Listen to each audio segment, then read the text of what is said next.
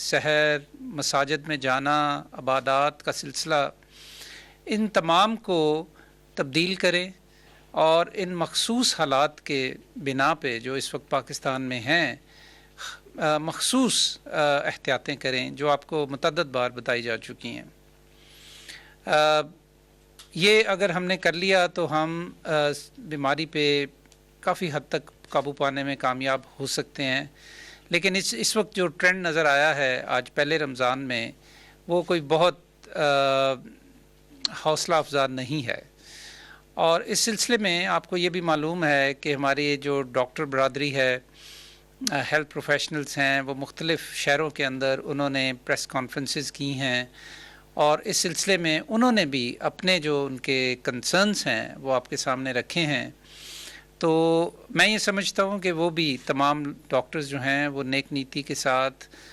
اس خطرے کو محسوس کرتے ہوئے اپنے خدشات جو ہیں وہ آپ کے سامنے رکھ رہے ہیں، کیونکہ ان کو ہسپتالوں کی اندرونی صورتحال کا پتہ ہے، ہماری کیپیسٹی کا پتہ ہے، اور لہٰذا میں بڑے پرزور طریقے سے آپ کو یہ گزارش کرنا چاہتا ہوں کہ پلیز رمضان میں جو یہ رش والی جگہوں پہ نہ جائیں اور تمام ہدایات کو پریکٹس کریں۔ دوسرے یہ جی کہ کل ہم نے پاکستان میں حکومت کی طرف سے ایک information technology plate form launch کیا تھا جس کا نام ہے یاران وطن، اور انگریزی میں اس کا نام ہے پاکستان ہیلتھ ڈائسپورا انیشیٹو۔ یہ بیرون ملک پاکستانی ڈاکٹرز اور دوسرے ہیلتھ پروفیشنلز کو ایک سسٹمیٹک طریقے سے ایک پلیٹ فارم فراہم کرنا ہے کہ جس کے تحت وہ اپنے آپ کو رجسٹر کروا سکتے ہیں، اور جو کچھ بھی وہ اس سلسلے میں آفر کرنا چاہتے ہیں یا اپنا حصہ ڈالنا چاہتے ہیں حکومت کی کاوشوں میں، یہ اس کا ایک ذریعہ ہے۔ اس سلسلے میں آج وزیر اعظم پاکستان نے بھی ایک ٹویٹ کیا ہے اور بیرون ملک پاکستانی ڈاکٹرز کو اس بات پہ یہ ان کے بات سامنے رکھی ہے کہ وہ اس میں رجسٹر کریں، اور ان کی بہت زیادہ تعریف بھی کی ہے، کیونکہ جہاں کہیں بھی پاکستانی ڈاکٹرز دوسرے ممالک میں ہیں، وہ وہاں ان ممالک میں کرونا وائرس کے حوالے سے اپنی اپنی ذمہ داریاں پوری کر رہے ہیں۔ ہمارے طرف سے ان سب کے لیے بڑی نیک خواہشات بھی ہیں، اور پاکستان میں اگر وہ یہ کام کرنا چاہتے ہیں تو اس کے لیے یہ یاران وطن کا پلیٹ فارم بھی ان کے لیے حاضر ہے۔ اسی سلسلے میں اور اسی سے متعلقہ ایک اور انیشیٹو جو ہے وہ بھی لیا جا رہا ہے، اور اب اس کو لائیو کر دیا گیا ہے۔ اس کا نام ہے جی ٹیلی ہیلتھ TELEHEALTH telehealth.gov.pk۔ یہ ایک ایسا پلیٹ فارم ہے جی، یہ بھی مطلب گورنمنٹ کا جو ویب سائٹ ہے اسی کے ساتھ منسلک ہے، اور اس میں جو بھی ڈاکٹرز اندرون ملک یا بیرون ملک وہ اگر اپنی خدمات پیش کرنا چاہتے ہیں ٹیلی میڈیسن کے ذریعے لوگوں کو مشورے دینے کے حوالے سے یا ان کے علاج معالجے کے حوالے سے، تو وہ اس میں اپنے آپ کو رجسٹر کر سکتے ہیں۔ رجسٹریشن کا سلسلہ یاران وطن کے پورٹل پہ بھی اور ٹیلی ہیلتھ کے پورٹل پہ بھی کل سے شروع ہو چکا ہے۔ تو میں چاہتا یہ تھا کہ آپ کو یہ بتا دوں تاکہ ایک تو اس سلسلے میں کوئی کنفیوژن نہ ہو، اور دوسرے اس بات کو میں ترویج کرنا چاہتا ہوں کہ جو بھی ڈاکٹرز پاکستان میں کرونا وائرس کے حوالے سے اگر اپنی خدمات فراہم کرنا چاہتے ہیں تو telehealth.gov.pk، اور اگر آپ بیرون ملک ہیں تو یاران وطن کے ذریعے آپ ان پورٹلز سے فائدہ اٹھا سکتے ہیں۔ اسی سلسلے میں کل اسد عمر صاحب نے آپ کے سامنے NCC کی جو میٹنگ ہوئی، نیشنل کوآرڈینیشن کمیٹی کی جو کل میٹنگ ہوئی، اس کے فیصلوں کے حوالے سے آپ کے ساتھ تفصیلاً بات کی تھی۔ کل NCC کی میٹنگ نے ٹریسنگ، ٹیسٹنگ اور کوارنٹائن کی ایک قومی پالیسی کی اپروول دی۔ یہ ایک بہت ہی جامع حکمت عملی ہے کہ جس کے ذریعے ہم نے پورے پاکستان میں ایک بہت سوچے سمجھے طریقے کے ساتھ ایسے لوگوں کی نشاندہی کرنی ہے کہ جو کرونا وائرس پازیٹیو ہیں، اور ان کو پھر آئسولیٹ کرنا ہے تاکہ ان کی وجہ سے یہ بیماری مزید نہ پھیلے۔ مختصر ترین لفظوں میں یہ حکمت عملی ہے TTQ کی۔ تو اس حوالے سے میں آپ کو یہ بتانا چاہتا تھا کہ آنے والے دنوں میں اس سلسلے میں بہت سارا کام ہوگا، اور صوبے جو ہیں وہ ان کی 100% اس کے اندر رضامندی ہے، اور وہ آلریڈی جو کام کر رہے ہیں اسی کو اب TTQ کی حکمت عملی کا حصہ بنا لیں گے۔ تو اس سلسلے میں تمام وزرائے صحت جو ہیں صوبائی، اور میری ان کے ساتھ مشاورت ہوئی ہے، اور NCOC میں بھی ان کے ساتھ مشاورت ہوئی ہے، تو انہوں نے اپنے اپنے صوبوں سے ایک جو ان کا ٹیکنیکل ایکسپرٹ ہے اس کو نامزد کیا ہے، اور اب ایک قومی ایکسپرٹ کمیٹی جو ہے، نیشنل ایکسپرٹ کمیٹی TTQ کے لیے اور دیگر ٹیکنیکل معاملات کو طے کرنے کے لیے افہام و تفہیم کے ساتھ وفاق اور صوبوں کے درمیان افہام و تفہیم کے ساتھ وہ تشکیل دے دی گئی ہے۔ پھر پچھلے چند دنوں کے اندر پاکستان میں کافی میڈیا کے اندر مختلف خبریں چلتی رہیں کہ جیسے پاکستان بہت جلد کوئی ویکسین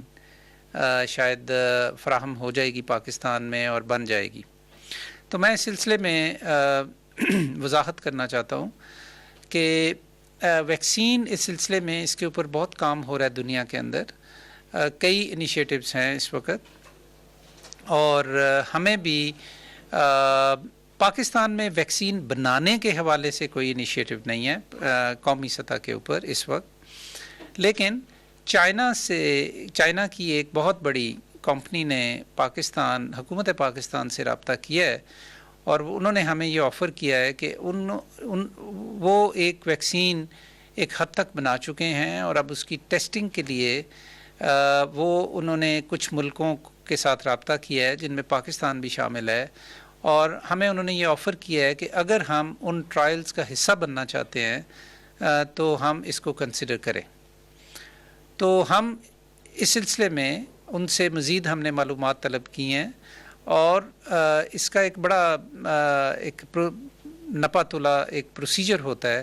کہ جس میں ایکسپرٹس اس کو دیکھتے ہیں، اس کی جو سیفٹی ہے اس کو دیکھتے ہیں، اس کے اندر جو ایتھیکل اخلاقیات کی جو کنسیڈریشنز ہیں اس کو دیکھتے ہیں، اور یہ ایک کافی ریگرس، کافی بھرپور ایک طریقہ ہوتا ہے، ایک پروسیس ہوتا ہے۔ تو اس وقت یہ تاثر اگر گیا ہے کہیں کہ جی ہم اگلے چند مہینوں میں پاکستان کے اندر کوئی ویکسین اویلیبل ہو جائے گی، تو یہ بالکل غلط ہے۔ اس میں کافی وقت لگے گا، اور اس کے اوپر بہت سارا بھی کام ہونا باقی ہے، تو میں اس کی وضاحت کرنا چاہتا تھا۔ دوسرے یہ کہ اسی طرح چونکہ اس کرونا وائرس کا جو مرض ہے اس کے لیے کوئی مخصوص علاج یا مخصوص دوائی اویلیبل نہیں ہے، جو ایگزسٹنگ ادویات ہیں ان میں سے کئی ادویات استعمال کی جاتی ہیں۔ اس سلسلے میں ہم نے بھی ایک گائیڈ لائن ڈیولپ کی ہوئی ہے کلینکل مینجمنٹ میں، اور ان میں چند جو ایگزسٹنگ ادویات ہیں ان کا ذکر بھی ہے، جو کہ ہمارے covid.gov.pk کے پلیٹ فارم پہ اویلیبل بھی ہے یہ گائیڈ لائنز۔ لیکن اس سلسلے میں بھی بہت ریسرچ ہو رہی ہے، بہت سارے ملکوں کے اندر نئی ادویات کے اوپر کام ہو رہا ہے، اور تمام جو ریسرچرز ہیں ان کی یہ کوشش ہے کہ جلد از جلد اس سلسلے میں کوئی مخصوص اور مؤثر دوائی جو ہے وہ دستیاب ہو جائے۔ تو اس سلسلے میں بھی جاپان کے اندر ایک دوائی کے اوپر بہت زیادہ تحقیق ہو رہی ہے، اور یہ اینٹی وائرل میڈیسن ہے، اور اس سلسلے میں بھی جاپانی سفارت خانہ جو ہے اس نے حکومت پاکستان سے رابطہ کیا ہے، اور ہمیں یہ آفر کیا ہے کہ اگر ہم اس کے ٹرائلز پاکستان میں کرنا چاہتے ہیں تو وہ پاکستان کو اس میں شامل کرنے کے لیے تیار ہیں۔ جس طرح میں نے ویکسین کے بارے میں بتایا، اسی طرح ہم نے ان سے بھی مزید ڈاکومنٹیشن، مزید معلومات حاصل کرنے کی ریکویسٹ کی ہے۔ جب وہ ڈاکومنٹیشن آ جائے گی، جب وہ دستاویزات آ جائیں گی، تو پھر ہم ان کا تجزیہ کریں گے اپنے ایکسپرٹس کے ذریعے، اور پھر فیصلہ کریں گے۔ لہٰذا اگین بہت قبل از وقت ہے یہ کہنا کہ جی ویکسینز اور ادویات جو ہیں کرونا وائرس کے حوالے سے ان کی دستیابی کب ممکن ہو سکے گی۔ جی اب میں آپ کے سامنے کچھ تازہ ترین جو اعداد و شمار ہیں وہ بیان کرنا چاہتا ہوں۔ عالمی سطح پہ تقریباً 28 لاکھ جو ہیں 2.8 ملین لوگ اس وبا کا شکار ہے، یعنی کہ کنفرمڈ پازیٹیوز ہیں۔ 1,97,000 سے زیادہ لوگ اپنی جان سے ہاتھ دھو بیٹھے ہیں، اور 8 لاکھ